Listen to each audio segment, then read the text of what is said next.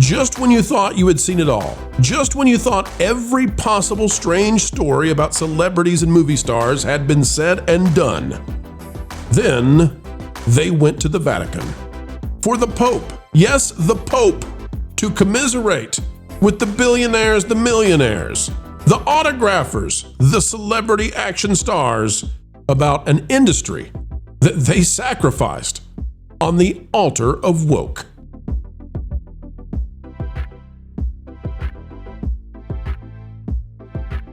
Hello, ladies and gentlemen. It's no joke, and no, we're not trying to be offensive in any way today. We're not going to step on your faith. We're not going to be critical in ways that cause you to cringe or say, yet again, here's another influencer, talker, commentator who is doing things that I don't like regarding religion. Not going to go there.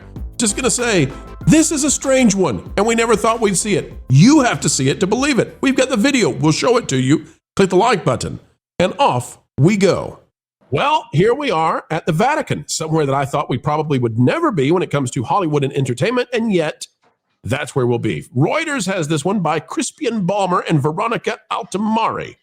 It says, the Pope hosts Hollywood stars at the Vatican and laments the decline in moviegoing.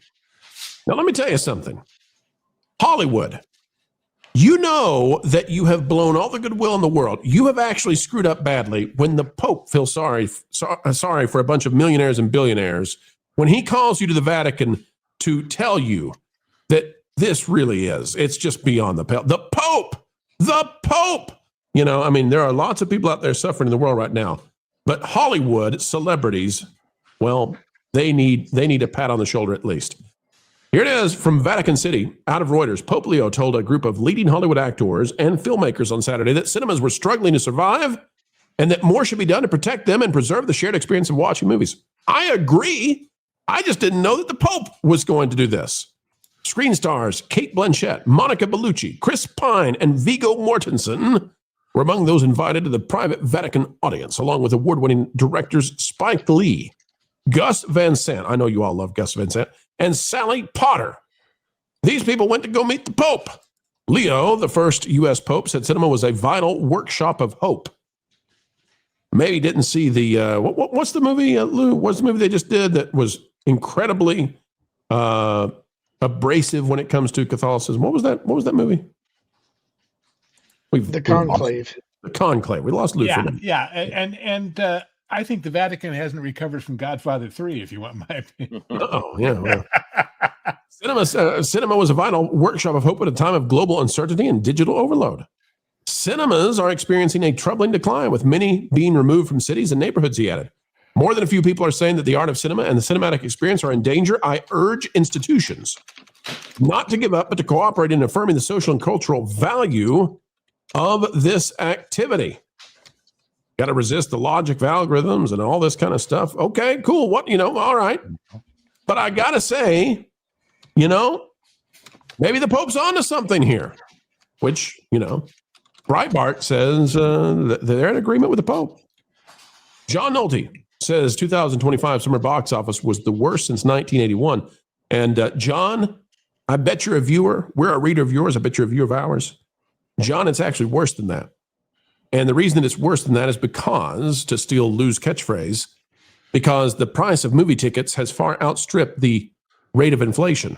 So if we just go off based on the inflationary rate, it's actually not as bad. It doesn't give us the gravity of the situation fully.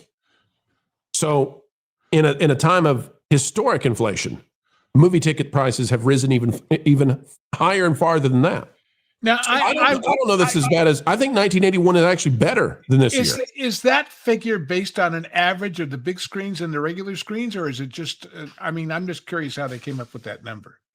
So because those small screens didn't exist back then, so. Right, so you adjust the big inflation. Right, the PLFs are a whole new thing that you adjust for inflation. If you were to judge this on movie ticket sales, right, I think that's the way to judge it. Butts and seats. Yeah. 1981 probably looks like, a glorious time to be alive in comparison to where we are in terms of the cinemas. Cinemas are struggling. The theaters are empty. You walk about most screens in America, most screens over the past at least 14 weeks, if you walk by them and you put your head inside, most screens in America, most times of the day, they're empty. Maybe 7 people in the theater, maybe. You've got a few big times, most of the time they're empty. And I don't know how you keep doing that. Those bulbs are expensive. Cleaning them is expensive. Luckily, if nobody's in there, there's no popcorn to clean up, right? So the Pope, though, is involved in this. Did you guys ever think we'd get to a place, to a time when Hollywood is in such a bad way that the Pope has to weigh in on this? Well, he is an American Pope, so that's part of it. Yeah. But still. Well, I think that he's excited for maybe a sequel to the Spotlight, which would be. I'm shocked it was hallowed ground, isn't that? And Hollywood actors were able to walk on it. Is that Rome? Is that the Vatican? Oh, yeah. Isn't it odd? I mean, it is kind of odd. I mean, listen, I don't have anything against any of these Hollywood celebrities. Happy for them to go and speak and talk. And, I don't know their faith status or what they believe. But I just think that maybe, just maybe, that they've, at least Hollywood at large, maybe not these celebrities, but Hollywood at large has had something to do with this. And there's something to do with it that has caused them to watch their industry collapse such that the Pope has to step in and say, hey, maybe we should stop that, is that they stop making stuff that's worth watching. And America tuned it out. They're done. We have eliminated the need to go to the movies. It used to be such a big deal. Blockbusters, amazing experiences, communal opportunities, and they destroyed it by getting away from stories that work, universal storytelling. They wanted to use it as an indoctrination tool for your kids. They wanted to make political propaganda. And here we are. And now they're at the Vatican with the Pope saying, man, what are you guys up to? I mean, I'm feeling sorry for you millionaires and billionaires now. Panel, any other thoughts on the Pope having, audience with celebrities from Hollywood? Kind of a strange thing, eh? Yeah, it's a strange thing for the Pope to weigh in on. It's still, to my mind, is the movie that comes to my mind about this is Spotlight. Does anybody in the panel know what I'm talking about? The Spotlight. What the heck movie? Are you talking about, Ron? A Spotlight's what you use at a theater to put, the line on the person down there on the stage. What are you talking about? Spotlight was the movie about the newspaper that came out with the story about all the Catholic priests and what they were doing. Oh, I see. Okay, yeah. Okay. Yeah. Well, So yeah, it's not the kind of movie that particular Pope would like to highlight, but there is a value. Like, I think that the reason we do what we do is because there can be a value to taking your family to the movie theater and enjoying something uplifting together. But there has just Hollywood's not making that anymore, and that is a huge issue. So it doesn't matter if you have, like, the actors show up to auditions, or their agents call them and they get a job, they show up, they do their part. I don't really think that most actors care much more than that, and getting the paycheck and getting to enjoy doing what they love. If they get too big of an ego, of course they go beyond that, but for the most part they don't. But then you have, like Lauren likes to say, ideologues who are creating this stuff, who've been creating it since the year 2020, 2021, and we got a huge period of films that had a message that offended more people. It did start actually in the 20 teens, but it takes a long time to make a movie. It's a long process from conception to people watching it in the box office. And if we have another couple of years of backlog of movies that were made that way, kind of like The Running Man, and we have to see that in 26 and 27, it's going to really kill the box office. Yeah, and Lauren, when we watch these celebrities go to the Vatican to commiserate on the demise of their industry, Lauren, I'm just curious. You've watched as these franchises that we love have been decimated and emptied out of any interest. Lauren, what is the recipe for success now? How can Hollywood get back in the mode of winning? What can they do to bring audiences back to cinemas? They have to understand they're not our betters. They're not there to preach to us. They're not there to spew out their own contempt for their audience. They're there to provide a service. And if you're not going to provide the service that we're paying for, we're not going to pay you. I think we're absolutely willing to completely starve them at this point until they get the message. They need to be brought to heel. I don't think they're going to get the message in time. I worry about them. The diamond-crusted swimming pools really are hard to maintain when you're not doing well with the with the marketplace. Andy, go ahead, Lou. Go ahead. I really hate to quote a monster in this context, but Stalin, when asked about the Vatican, said, quote, "How many divisions has the Pope?" By which I mean, no matter what this Pope says or doesn't say, is that going to sell tickets? I kind of doubt it. So it's all, self-stroking and virtue signaling and nonsense. Well, perhaps, but I'll say this. I bet it's something most of us thought we would never see as celebrities going in to the Vatican to receive condolences for their industry. So, Andy, I don't offer up prayers for Hollywood yet. I'd rather explain to them what they did and them learn their lesson. I don't know if they're going to learn it in time, but there's one thing about it, Andy, and that is that new media is taking over.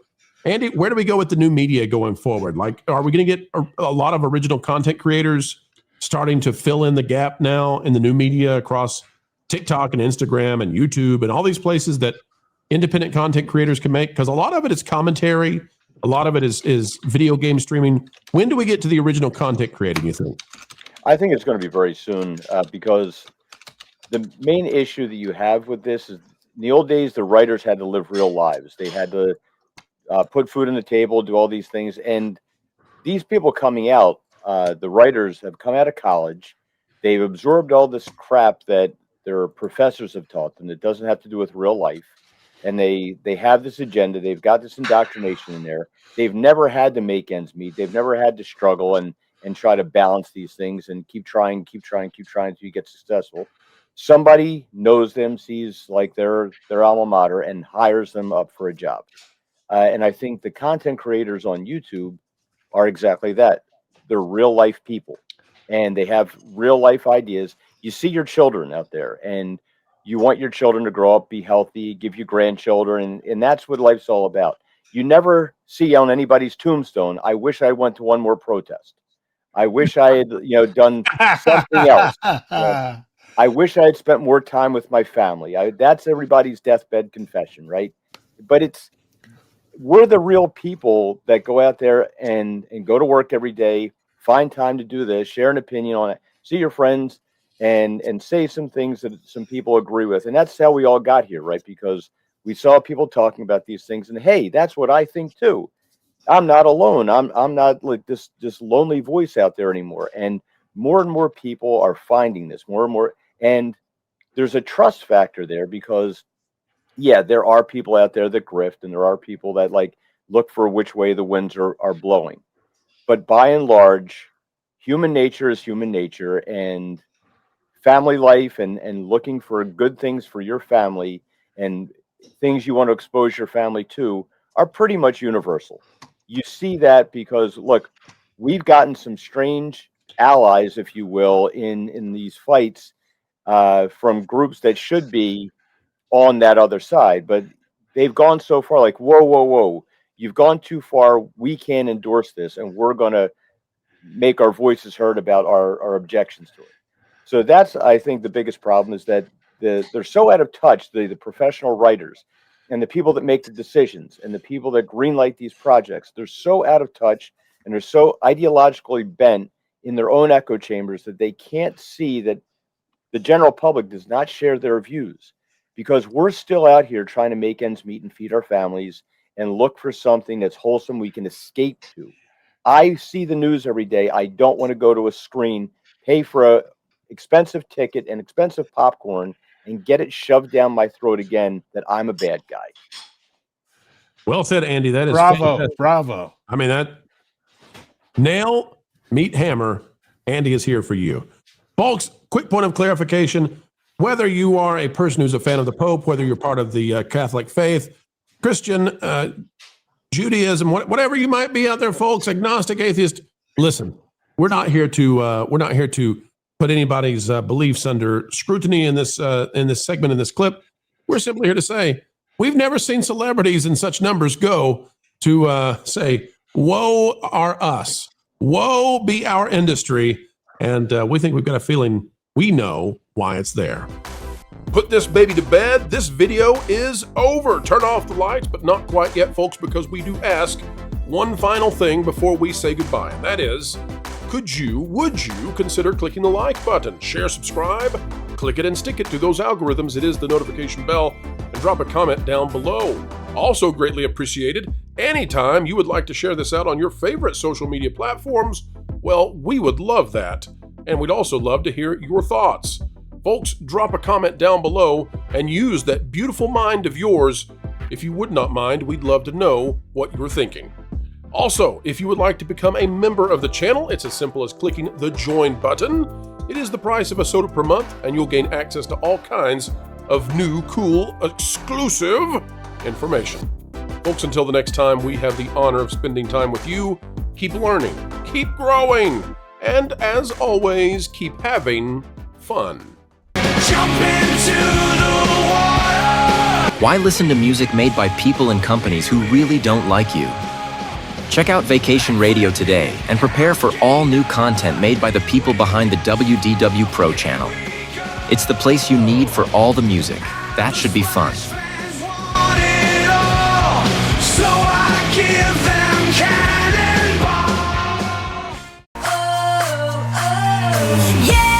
Hundreds of songs, every genre you can imagine. Listen live on YouTube and enjoy a set list that's always sunny. It's Vacation Radio.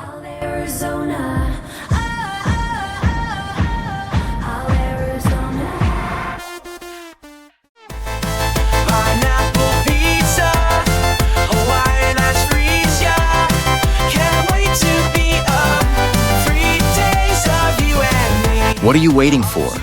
Every WDW Pro video has a link to Vacation Radio in the video description. Try it out and subscribe today.